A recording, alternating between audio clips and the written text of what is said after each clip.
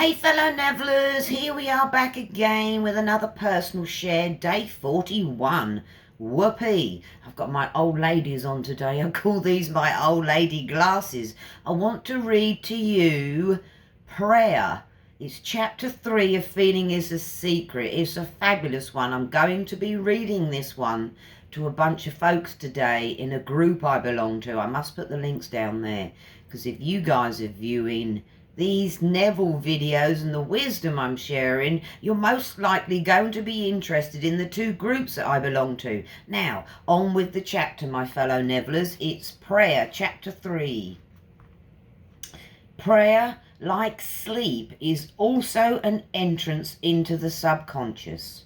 When you pray, enter into your closet, and when you have shut your door, pray to your Father, which is in secret, and your Father, which is in secret, shall reward you openly. That's Matthew 6:6. Neville's trying to tell us here that prayer, like he says, is also an entrance into the subconscious. There's two ways into the subconscious. Obviously, one when we go fast asleep at night. That's exactly where we are headed. So we have to be sure that what we take with us to sleep is what we want, not the grumbles and the shenanigans of the day, but our wish. So the whole chapter is about the importance of sleep. It's one of the ways we enter into our subconscious. We can get to it, obviously, when we fall asleep. There's like that period of, what do we call it, kind of nothingness. That's where you imprint your subconscious with your wishes, desires, and what you want to see in your life. That's one entrance when you go to sleep, and the second one is sleep. Sorry, the second one is prayer, which is what we're discussing here, where you put yourself in a relaxed state. Now, back to this Bible verse. There's a lot up in it, Matthew 6:6. It says, when you pray, enter into your closet. It's not a physical closet, my lovelies, like I used to think it is. It's where you, what else he says, when you have shut your door. The door is us when we're going to prayer or to sleep. The door is the door to our senses, i.e. what we're seeing, what we're hearing, and what we're feeling. We close that door, we shut out our 3D when we enter into prayer. And then it says, pray to your Father, which is in secret, and your Father which is in secret shall reward you openly. And this Bible verse at the end here is when we go into sleep, when we're into that nothingness period where we can't be bothered to move because we're comfortable during the day, or whenever we're practicing what we call SATs, which is state akin to sleep, i.e. it's similar to what we do when we go to sleep, which is our prayer, where we imprint our subconscious. So when we pray to your Father, i.e. when you're in that feeling of lassitude where you don't want to move because you've got your eyes shut and your senses are closed to the outside world, that's when you're in connection to your Father. So you pray to him, i.e. you make your wishes known, and you have to feel that you have your wishes, because Neville's already told us, believe that you have them when you ask. I know that's easier said than done. And when you've accepted it, our Father, your Father, my Father, will give it to you. And Neville says it nicer, or the Bible says it nicer, shall reward you openly. Now, here's a fabulous description of what Neville says. Prayer is an illusion of sleep. which diminishes the impressions of the outer world and renders the mind more receptive to suggestion from within. He says that a lot nicer than the babble I just gave you. Anyhow, the mind in prayer is in a state of relaxation and receptivity, akin to the feeling attained just before dropping off to sleep. Prayer is not so much what you ask for as how you prepare for its reception. Whatsoever things ye desire, when ye pray, believe that you have received them, and ye shall have them. Mark 11:24. The only condition required is that you believe that your prayers are already realised. That's a big smack from Neville there. The only condition required is that you believe that your prayers are already realised. Okay, thank you, Neville.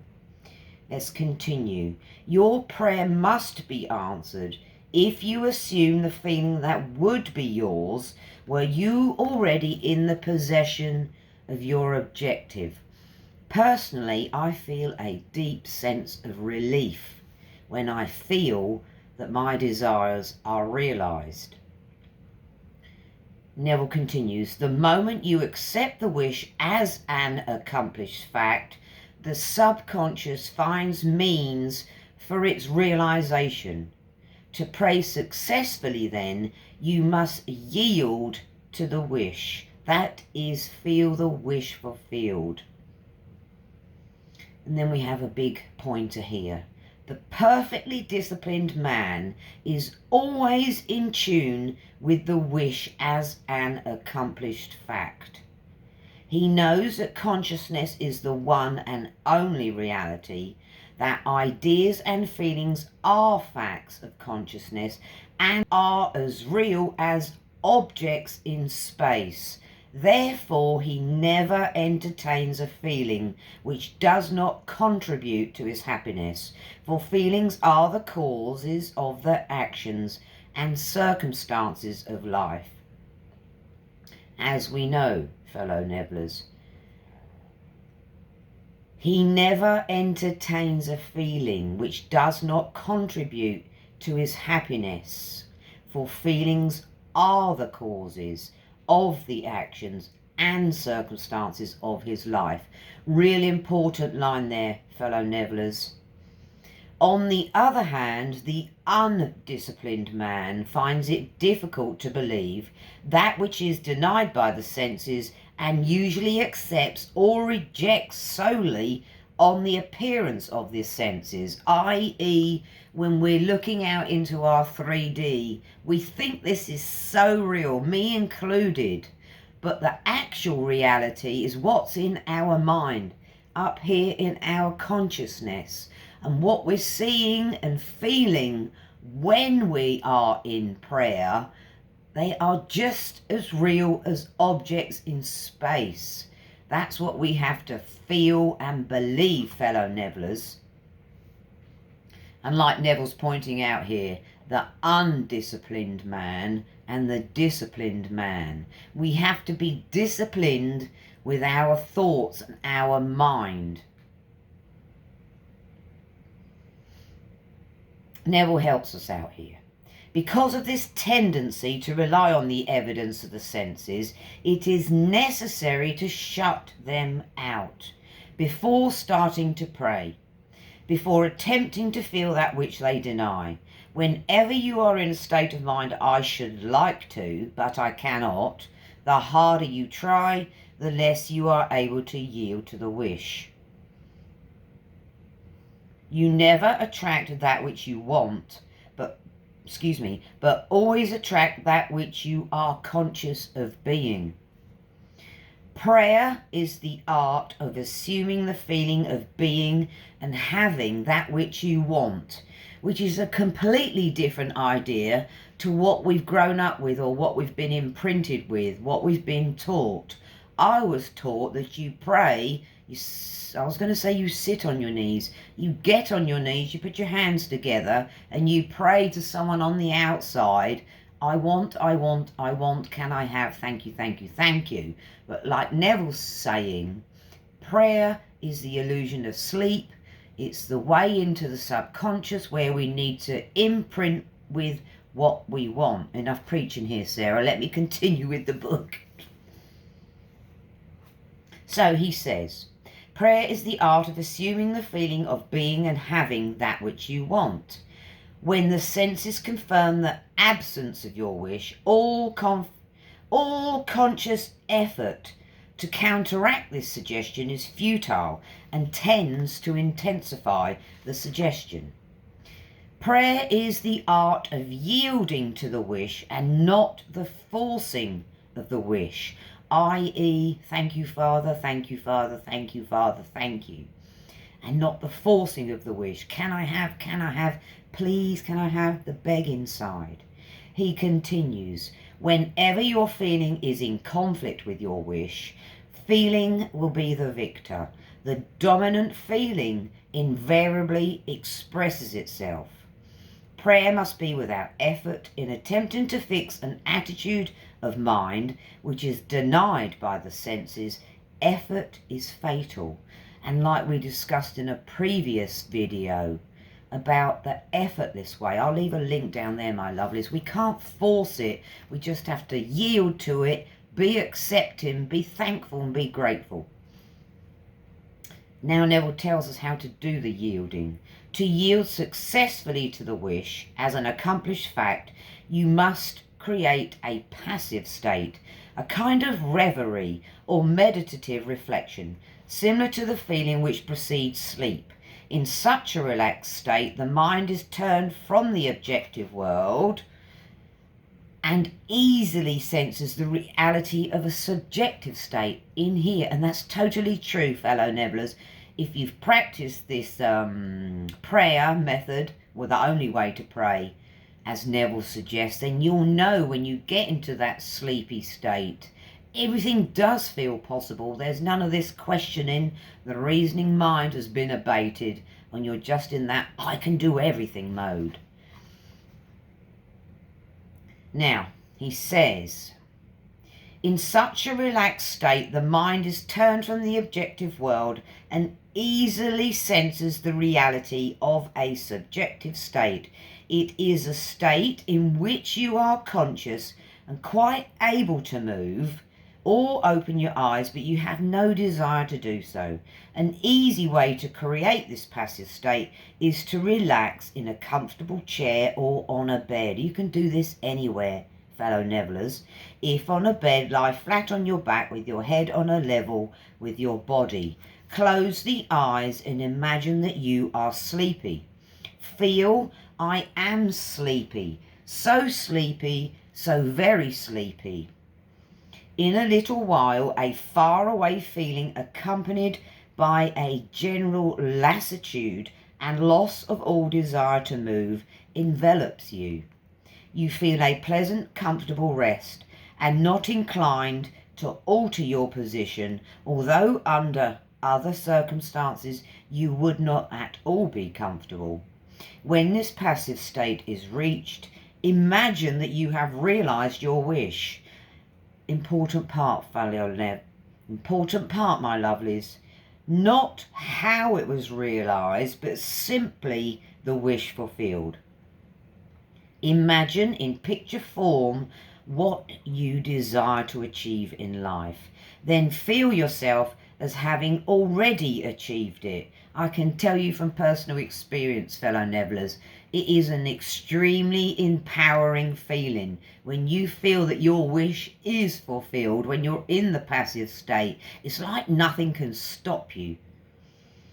He says, thoughts produce tiny speech movements, which may be heard in the passive state of prayer as pronouncements from without. However, this degree of passivity is not essential to the realization of your prayers.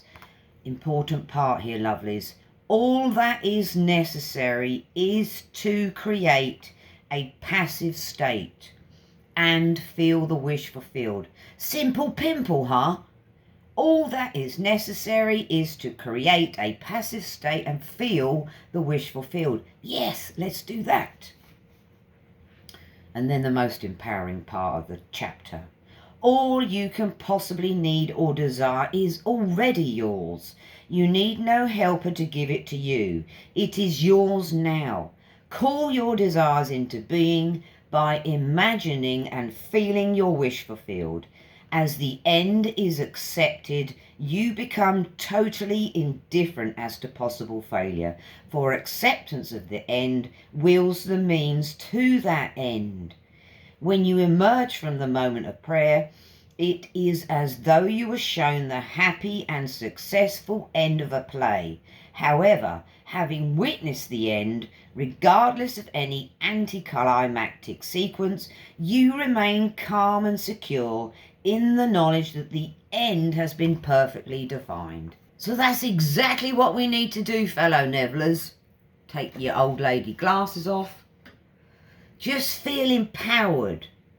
When you get that feeling of sleepiness, when you're doing your sats or your prayer, as it's properly called, be open to receiving, be believing that it's coming your way. Don't doubt yourself like we all do. I'm a real good one at doubter, but I'm trying to control, or not trying to control that, I am controlling that by remembering the power that I have. And that would be a good tip to share with you guys. Remember that you are God and you can do this.